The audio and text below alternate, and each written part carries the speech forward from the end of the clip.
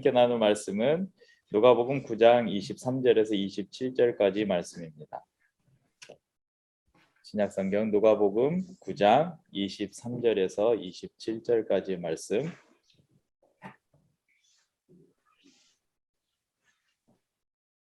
네, 오늘 말씀을 나누면서 본문을 또 읽어가도록 하겠습니다. 오늘은 같이 길을 걷다 네 번째 시간, 마지막 시간으로 오늘 우리와 함께 길을 걸어가실 분은 바로 예수님과 함께입니다. 중국의 고사에 이런 이야기가 있습니다. 한 처녀가 동쪽 마을에 사는 총각하고 선을 봤습니다. 그런데 이 총각이 지금 아주 부잣집이었어요. 그런데 생긴 게 영 아니었어요. 그래서 마음의 결정을 하지 못하고 미적미적하고 있는데 마침 또 서쪽에 사는 총각에게 이제 선을 보라고 해서 서쪽 마을에 사는 총각과 선을 봤습니다. 그런데 반대로 인물은 훤칠하고 너무 멋있는데 집이 너무 가난한 거예요. 선을 두 군데나 보고 마음의 결정을 하지 못하고 있는 이 딸에게 어머니가 묻습니다. 어디로 시집을 갈 것이냐? 그랬더니 이 처녀가 이렇게 대답하더랍니다.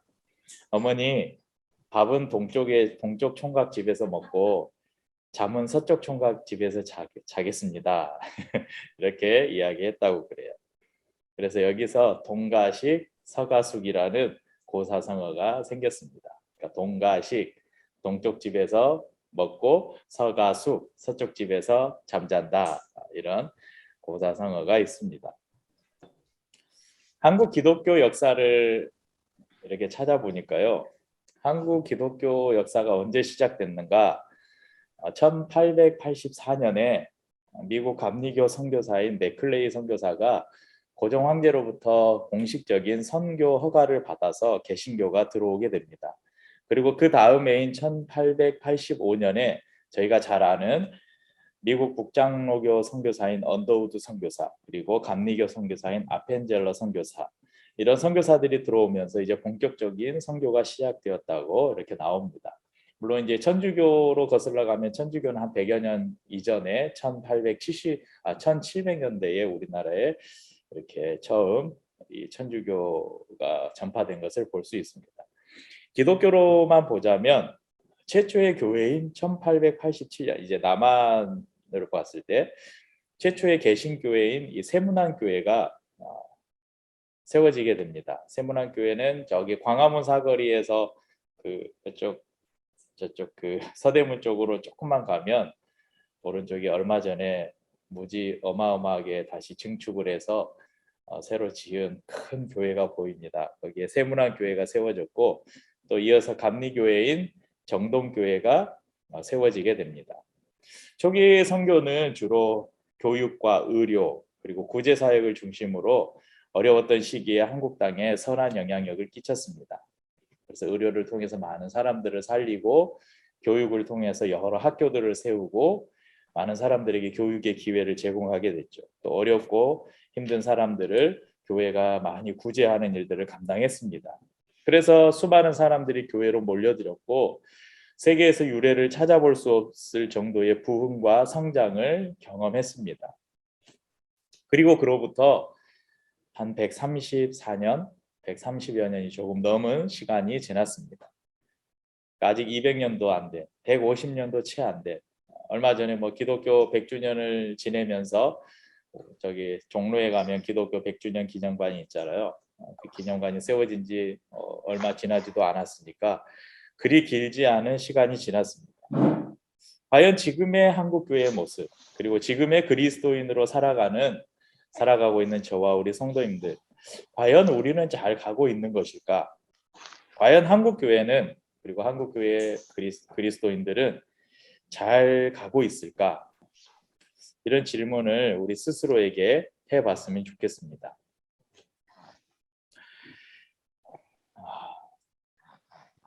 예수님을 구주로 영접한다는 것은 내 삶의 주권을 주님께 내어놓는 것입니다. 그래서 나의 삶을 내가 아닌 주님을 위해서 살겠다, 그런 결단이 바로 예수님을 구주로 영접한다는 그런 결단입니다. 저나 우리 성도님들, 예수 그리스도가 나의 구주라고 고백하는 우리의 그런 고백을 드린 분들은 아마 이런 동일한 고백을 했을 것입니다. 그런데 오늘날 많은 성도들이 내가 즐길 거는 다 즐기고 싶고 내가 하고 싶은 거 내 마음대로 다 하고 싶고 또 죽어서는 천국에 가고 싶은 그런 마음으로 신앙생활을 하고 있는 마치 동가식 서가숙의 마음으로 예수를 믿고 있는 것은 아닌가 해서 제가 서두에 동가식 서가숙이라는 중국 고사를 예로 들었습니다. 오늘 우리가 읽은 이 누가복음 9장 23절 이하의 본문을 보면 우리말 번역에는 문장을 매끄럽게 하기 위해서 만일이라는 접속사를 빼고 번역을 했지만 이 본래 헬라어 성경에는 헬라어 A라는 선택을 요구하는 접속사를 쓰고 있습니다. 그래서 23절에 보면요. 또 무리에게 이르시되 아무든지 나를 따라오려거든 자기를 부인하고 날마다 제 십자가를 지고 나를 따를 것이니라. 이 말씀 중에 만일 아무든지 앞에 A라는 선택을 요구하는 이 접속사가 들어갑니다. 그러니까 만일 아무든지 나를 따라오려거든 이렇게 원래 성경에는 기록되어 있다는 것이죠. 24절에도 보면요. 24절에 누구든지 제 목숨을 구원하고자 하면 잃을 것이요 누구든지 나를 위하여 제 목숨을 잃으면 구원하리라. 이 구절의 제일 앞에도 접속사가 들어갑니다. A. 그러니까 만일 누구든지 이렇게 번역을 해야 된다는 것이죠. 25절에 보면 25절에는 그대로 이 접속사가 사용됐습니다. 사람이 만일 이렇게 온천하를 얻고도 이렇게 기록되어 있죠. 그러니까 23절, 24절, 25절 공통적으로 세 번이나 예수님은 만일 선택을 요구하는 접속사를 사용하면서 오늘 말씀하고 계시다는 것입니다.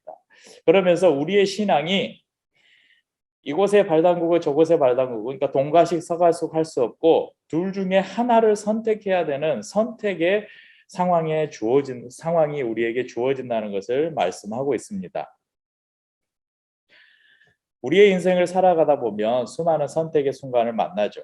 마치 새로운 길을 가다가 내가 알지 못하는 길을 가다가 갈림길에 섰을 때 내가 어느 길을 택해야 될까 고민하는 것처럼 말입니다. 그 길은 좁고 험한 길도 있을 수 있고 넓고 편안한 길도 있을 수 있습니다. 그런데 마태복음 7장 13절 14절에서는 우리에게 말씀합니다. 좁은 문으로 들어가라. 멸망으로 인도하는 문은 크고 그 길이 넓어 그리로 들어가는 자가 많고 생명으로 인도하는 문은 좁고 길이 협착하여 찾는 자가 적음이라. 멸망으로 향한 길을 선택해야 할까요? 아니면 생명으로 가는 길을 선택해야 할까요? 오늘 말씀을 통해서 예수님께서 계신 길, 예수님께서 걸어가고 계신 길을 선택하는 지혜를 얻고 그 주님과 함께 그 길을 걸어가는 우리 성도들이 될 수 있길 바랍니다. 먼저 23절의 만일에 대해서 한번 살펴보겠습니다. 23절 보면 만일 나를 따라오려거든 만일 아무든지 나를 따라오려거든 이렇게 말씀하시죠. 이 말은 나를 존경한다면 또는 나의 생각에 동의한다면 아니면 나를 믿는다면 이런 말이 아닙니다. 그냥 관념적인 말이 아니에요. 눈에 보이지 않는 말이 아니에요. 예수님 뭐라고 말씀합니까? 따라오려거든 행동을 요구하는 말씀입니다. 이 말씀은 요한복음 14장 6절의 말씀과 연결해서 이해할 필요가 있는데요. 요한복음 14장 6절에는 저희 교회의 거의 표와 같은 그런 구절인데요. 예수께서 이르시되 내가 곧 길이요 진리요 생명이니 나로 말미암지 않고는 아버지께로 올 자가 없느니라 이렇게 말씀하시죠. 예수님은 스스로 내가 길이라고 말씀하셨습니다. 주님은 길을 가르쳐 주시는 분이거나 혹은 이미 생긴 길을 먼저 가시면서 나를 따라오라고 하신 것이 아니라 내가 길이다 이렇게 말씀하셨습니다. 주님 자체가 길이라는 것입니다. 물론 저희 교회의 영어 이름이 Church on the Road예요. 로드는 그냥 우리가 아는 도로, 길이잖아요. 그런데 여기에서 예수님이 말씀하는 것은 way예요, way. way가 길도 있지만 방법 그러잖아요. 우리가 다른 길이 없네 이렇게 할 때 우리도 이 길이 중의적인 의미로 쓰이죠. 그러니까 이런 우리가 걸어가는 길도 될 수 있고 또 어떤 것을 일을 진행할 때 어떤 방법 도구 이런 것도 될 수 있죠. 우리 교회의 이름도 이 두 가지를 다 이 중의적인 의미로 우리 길 위의 교회에서 길은 로드도 되고 웨이도 됐다고 그렇게 이해를 하면 될 것 같습니다. 주님 자체가 길이라는 것이 무슨 말입니까? 실은 길이 없다는 것입니다. 천국에 가는 길은 어떤 지도에 나와 있는 그런 길이 아니라는 것입니다. 주님 자체가 길이라는 것은 오직 주님과 함께 해야만 갈 수 있는, 주님 없이는 결코 갈 수 없는 곳임을 말씀하는 것입니다. 예수님은 우리의 길이십니다. 그러면 그분의 뒤를 따라간다는 것, 그분과 함께 걷는다는 것은 어떤 것인가? 오늘 성경은 이렇게 말씀합니다. 자기를 부인하고 자기의 십자가를 지는 것이라고 우리에게 가르쳐 줍니다. 그러니까 내가 목사라고, 내가 집사라고, 내가 성경을 이만큼 안다고, 내가 신앙생활 몇십 년 했다고 그 사람이 예수님과 함께 길을 걸어가는 사람이라고 말할 수 없다는 것입니다. 자기를 부인하고 자기에게 주어진 십자가를 지고 가는 사람이 예수님과 함께 걷는 사람입니다. 하나님의 역사는 자기를 부인하는 사람을 통해서 나타난다는 것을 기억하십시오. 자기를 부인하는 사람은 자기의 삶이 자신의 것이라고 생각지 않습니다. 자신의 주권을 주님께 내려놓은 사람입니다. 하나님의 능력은 잘난 사람을 통해서 나타나지 않습니다. 돈 많은 사람을 통해서 나타나지도 않고 많이 배운 사람을 통해서 나타나지 않습니다. 오직 그런 것과 상관없이 자기를 부인하여 자기가 죽어버린 사람을 통해서 하나님의 위대한 역사는 나타납니다. 예수를 따르는 사람은 자기가 부인되는 것이나 자기에게 지어진 십자가를 손해라거나 부끄럽다고 생각하지 않습니다. 오히려 바울이 갈라디아서 6장 14절에서 내가 자랑할 것이 있다면 십자가밖에 없다 이렇게 고백한 것처럼 늘 십자가를 자랑스럽게 여깁니다. 예수 믿으면 사업이 번창하고, 예수 믿으면 죽을 병에서도 낫고, 예수 믿으면 좋은 대학에 가고, 예수 믿으면 승진하고 승승장구하고, 예수 믿으면 나의 자녀들이 잘 되고 등등등, 예수만 믿으면 마치 내 삶의 모든 문제가 사라지고 everything okay, 모든 것이 다 잘 되는 그런 거짓 복음이 한국 교회에 너무 만연해 있습니다. 그래서 십자가를 지는 것, 예수를 따라가는 것, 예수를 믿는 것 때문에 고난을 당하고 핍박을 당하고 손해를 보는 이 삶에 대해서 많은 그리스도인들이 인색해졌습니다. 예수를 믿는 것으로 인해 오는 고난과 핍박을 믿음 없는 것으로 여기게 됩니다. 그래서 어떤 사람이 열심히 막 공부해가지고 대학 시험 봤는데 떨어졌어요. 근데 어떤 사람은 공부는 대충 하고 맨날 새벽기도 나와서 막 기도하고 그러는데 대학에 딱 붙었어요. 교회에서는 일반적으로 어떻게 보냐면 대학에 붙으면 저 사람은 믿음이 좋은 사람, 대학에 안 붙으면 저 사람은 믿음이 없는 사람. 그러니까 이런 것으로 우리의 믿음을 판단해버리는 그런 시대가 되었다는 것입니다. 나다나엘 호손이라는 사람이 쓴 좋은 글씨라는 소설이 있습니다. 아주 오래전에 읽은 소설인데요. 뭐 줄거리를 다 이야기할 수는 없지만 헤스터 프린이라는 여주인공이 나오는데 가슴에 A자를 항상 달고 다닙니다.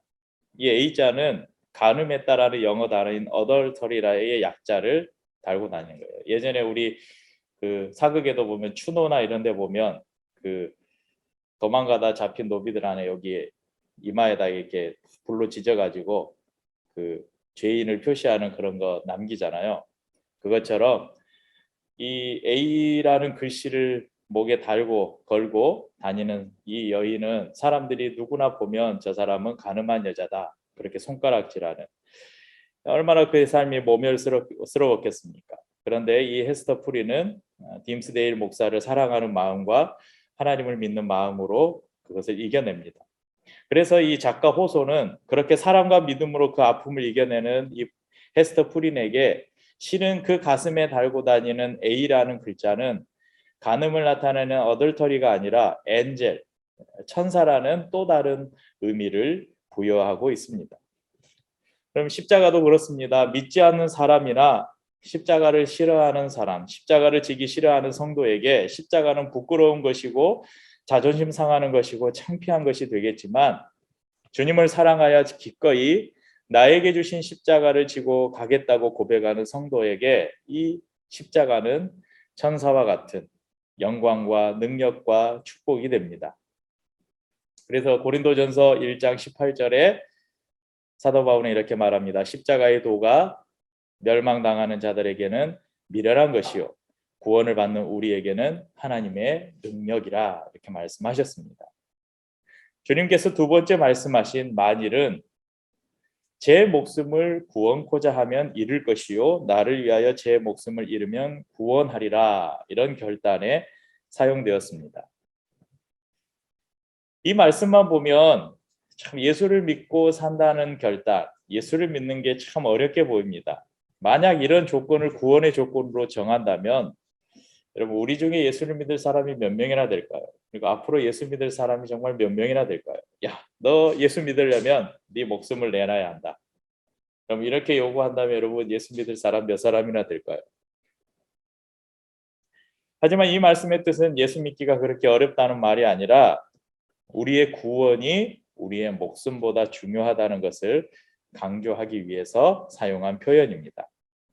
이것과 비슷한 맥락의 말씀이 있는데 마가복음 9장 43절에 보면 만일 내 손이 너를 범죄하게 하거든 찍어버리라. 장애인으로 영생에 들어가는 것이 두 손을 가지고 지옥 곧 꺼지지 않는 불에 들어가는 것보다 나으니라 이런 말씀이 있죠. 이 말씀이 뭡니까? 멀쩡한 모습으로 지옥에 가는 것보다 차라리 한쪽 팔을 이 팔이 계속 범죄해서 우리를 구원해서 멀어지게 하면 차라리 팔을 잘라버려라. 장애인이 되는 것보다 구원을 얻는 것이 더 중요하다. 이렇게 말씀하는 그런 말씀입니다. 하지만 아직도 우리는 돈을 천국에 가는 것보다 더 중요하게 중요하게 생각할 때가 있습니다. 내 자식이 천국 가는 것보다 더 중요하고 심지어는 내 자존심이 천국에 가는 것보다 중요할 때도 있습니다. 우리에게 구원은 어떤 것입니까? 어떤 사람은 돈을 버는 것이 아니라 자기가 모아놓은 돈을 다 잃어버려야 구원에 가까워질 수 있는 사람이 있습니다. 어떤 사람은 건강하기보다 자신의 건강을 잃어야 예수를 잘 믿을 사람이 있습니다. 어떤 사람은 사업이 잘 되는 것보다 사업을 쫄딱 망해야 예수를 잘 믿을 사람이 있습니다. 죄송한 말씀이지만 그런 사람들은 정말 그런 일을 겪어야 예수를 잃어버리지 않습니다. 여러분 우리의 인생은 어차피 소모되는 인생입니다. 우리가 사용하는 많은 그 전자제품에 들어가는 배터리를 보십시오. 써도 수명이 줄고 쓰지 않아도 수명이 줍니다. 오히려 쓰지 않으면 소모될 뿐 아니라 방전돼서 아주 못 쓰게 되는 경우도 있습니다. 우리의 인생도 이와 같습니다. 그러면 짧다면 짧고 길다고 하면 길 인생이지만 우리가 하나님의 그 시간 안에서 보면 우리의 인생이 얼마나 짧습니까? 윤서가 곧 고등학교를 간다고 하니 제가 오늘 아침에 문득 그런 생각을 했어요. 소파에 앉아서 앞에 저희 벽에 사진들이 걸려 있는데 윤서 아주 어릴 때 그런 사진들을 보면서 제가 벌써 고등학생이야? 그러면서 제가 저 나이 때를 한번 생각해 봤어요. 제가 고등학교를 막 들어가던 그 시기 그때를 생각해 보니까 별로 아주 옛날이 아닌 거예요. 그러면서 내 고등학교 시절부터 지금 이 나이 50이 될 때까지 그 말이 맞는 것 같아요. 나이를 먹어가면 먹어갈수록 시간이 더 빨리 가는 것 같다고. 우리 강 집사님은 더 많이 느끼실 텐데 집사님 그러시죠? 시간이 더 빨리 가는 것처럼. 그러니까 너무 우리의 인생이 짧다는 걸 느껴요, 요즘에는. 그런데 이 짧은 단 한 번의 인생에 어떻게 하면 좀 더 넓은 집으로 이사 갈 수 있을까? 어떻게 하면 더 높은 자리로 내가 승진할 수 있을까? 어떻게 하면 참 주식 한번 대박 치고 비트코인 대박 쳐서 통장에 이 예금 잔고를 어떻게 하면 늘릴 수 있을까? 이런 것에 전전긍긍하면서 우리의 인생을 그렇게 살아간다면 우리가 얼마나 슬픈 인생이겠습니까? 마지막으로 주님께서 말씀하시는 만일은 25절에 이렇게 이야기하죠. 사람이 만일 온 천하를 얻고도 자기를 잃든지 빼앗기든지 하면 무엇이 유익하리요? 그러면 천하를 얻고도 자기 자신을 잃어버린다면, 빼앗긴다면 아무 유익이 없다는 것입니다. 여기서 주님은 자기를 빼앗긴다 이런 표현을 쓰는데요.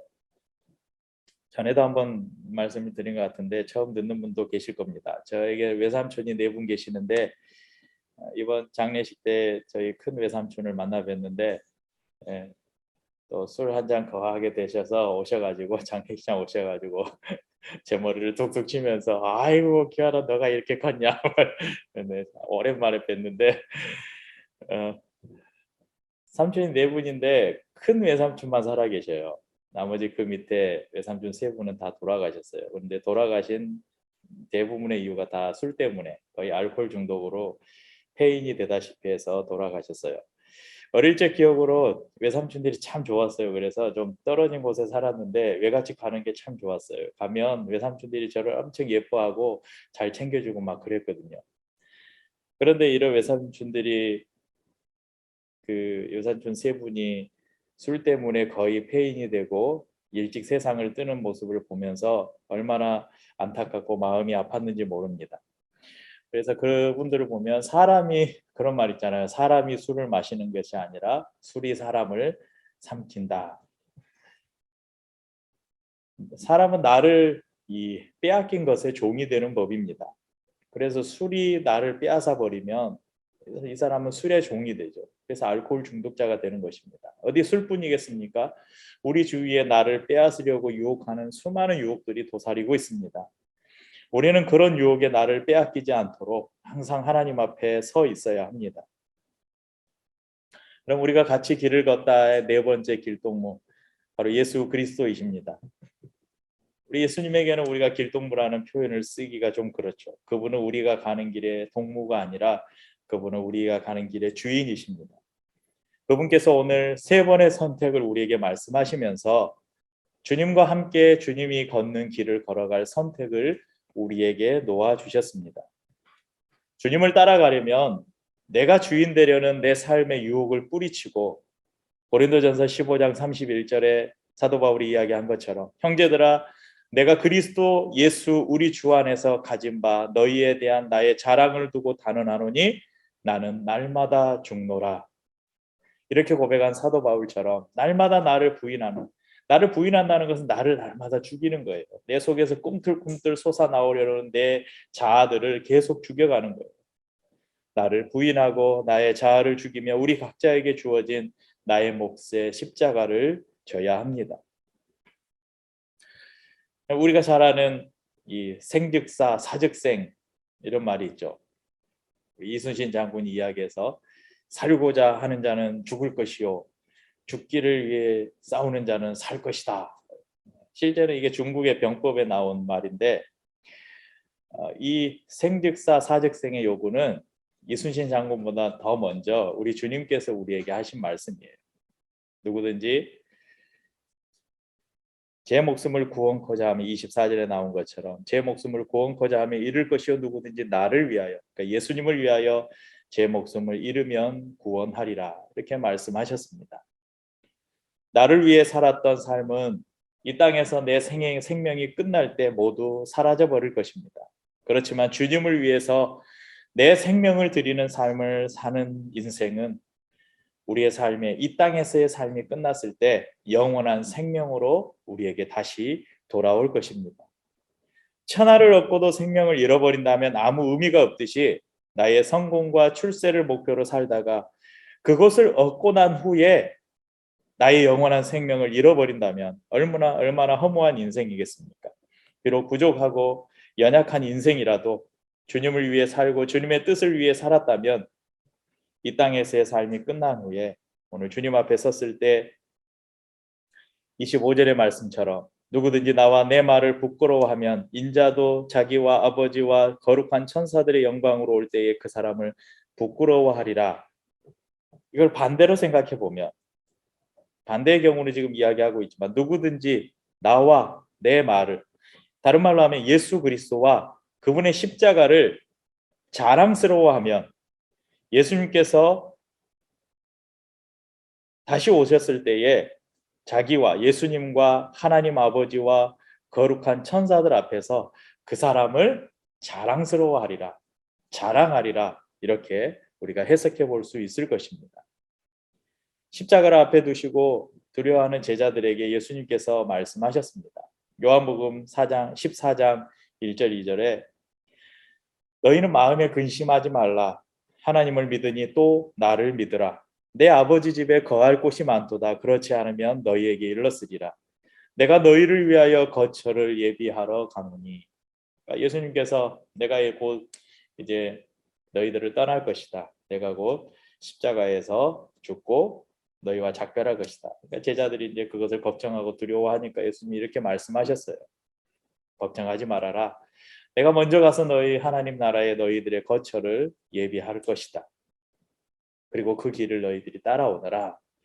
그런데 도마가 묻습니다. 14장 요한복음 14장 5절에 도마가 이르되 주여 주께서 어디로 가시는지 우리가 알지 못하거늘 그 길을 어찌 알겠사옵나이까. 예수님이 어디로 가는지를 모르는데 그 가는 길을 우리가 어찌 알겠습니까? 이렇게 묻습니다. 그때 예수님께서 대답하시는 거예요. 14장 6절에 예수께서 이르시되 내가 곧 길이요 진리요 생명이니 나로 말미암지 않고는 아버지께로 올 자가 없느니라. 그리고 예수님은 이 말씀을 하시고 십자가를 지셨습니다. 그 십자가의 길을 걸어가셨습니다. 그리고 사흘 만에 부활하신 후 하나님 아버지께로 가셨습니다. 그리고 그곳에 우리의 거처를 예비해 놓으셨습니다. 그리고 우리에게 그 길을 따라오라고 말씀하십니다. 우리도 도마처럼 주님 우리가 그 길을 잘 모르겠습니다. 그렇게 물을 수도 있습니다. 그런데 주님께서 우리에게 말씀하시죠. 내가 곧 길이다. 그러면서 내 손을 붙잡고 따라오면 된다. 그렇게 말씀하십니다. 사랑하는 성도님들, 우리 모두 주님의 나라에서 그 영광의 나라에서 다시 만날 때까지 이 땅에서 살아가는 우리의 삶의 길을 잘 걸어가십시다. 예수님의 손을 꼭 붙잡고 또 우리 이 자리에 함께 모인 성도들의 손을 우리가 서로 꼭 붙잡고 또 우리의 손길을 필요로 하는 사람들이 있다면 그 사람들의 손을 우리가 꼭 붙잡고 우리 함께 손잡아 주면서 이 길을 걸어가십시다.